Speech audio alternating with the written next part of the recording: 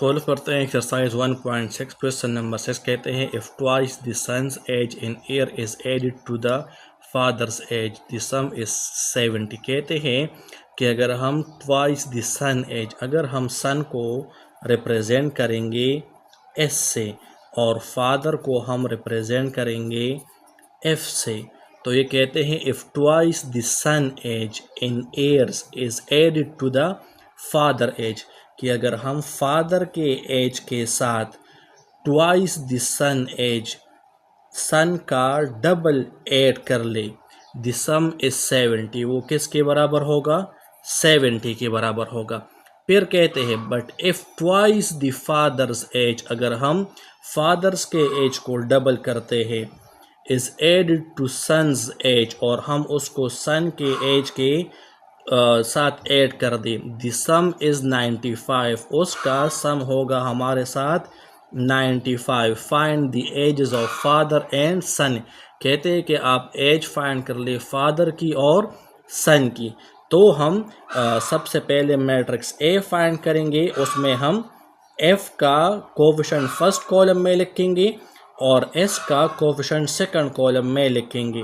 फिर हम matrix x find करेंगे जिसमें हमारे साथ वेरिएबल होगा एफ और एस, और फिर हमारे साथ मैट्रिक्स बी होगा जिसमें हमारे साथ वेरिएबल होंगे कांस्टेंट होंगे 70 और 95। अब फिर से ये कहते हैं कि इसको इसमें एफ और एस की वैल्यू फाइंड करनी है, मतलब फादर और सन एज निकालना है। उसके लिए हम यूज़ करेंगे क्रैमर्स रूल। अब जब हम क्रैमर रूल यूज़ करेंगे उसके लिए फार्मूला है f equal to A F determinant divide by A determinant, और s के लिए फार्मूला है A S determinant divide by A determinant. तो सबसे पहले हम ए डिटर्मिनेंट फाइंड करेंगे। मैट्रिक्स नंबर ए लिखते हैं 1 2 2 1।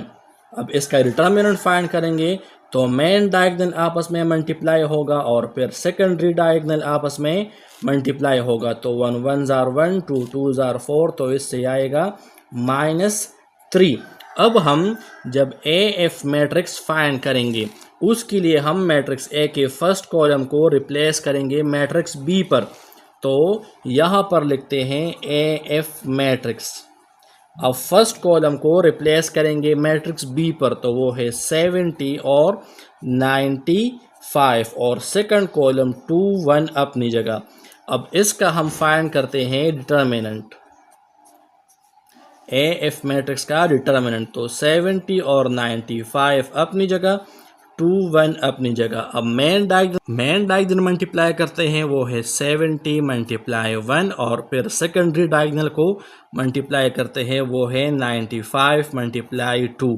अब 70 मल्टीप्लाई 1 से 70 आता है और 95 मल्टीप्लाई 2 से 2 5 जार 10, 2 9 जार 18 और 1 19, तो 190 बना। अब इन दोनों को सब्ट्रैक्ट करते हैं तो 0 - 0 से 0 आता है, और 7 - 19 से हमारे साथ आता है 12। तो ये हमारे साथ आ गया -120 ए एफ का डिटर्मिनेंट। अब हम ए एस मैट्रिक्स फाइंड करेंगे। ए एस मैट्रिक्स फाइंड करने के लिए हम सबसे पहले फर्स्ट कॉलम को अपनी जगह लिखेंगे और सेकंड कॉलम को रिप्लेस करेंगे मैट्रिक्स बी पर। अब ए एस मैट्रिक्स का डिटर्मिनेंट फाइंड करते हैं, तो 1 2 अपनी जगह, 70 और 95 अपनी जगह। अब मेन डायगोनल को मल्टीप्लाई करेंगे और फिर सेकेंडरी डायगोनल को मल्टीप्लाई करेंगे, तो 195 जार 95, 2 0 जार 0, 2 7 जार 14। अब इनको आपस में सब्ट्रैक्ट करते हैं तो 140 माइनस 95, तो 10 - 5 से 5 आता है, 13 - 9 से हमारे साथ 4 आता है। तो ए एस डिटर्मिनेंट की वैल्यू हमारे साथ आती है -45।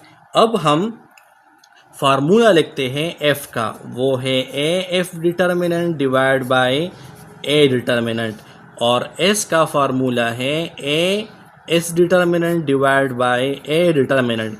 अब ए एफ मैट्रिक्स हमारे पास बराबर है 120 के और ए डिटर्मिनेंट बराबर है -3 के, तो माइनस और माइनस प्लस बन जाएगा और 3 4s are 12, 3 zeros are 0, मतलब फादर एज 40 है।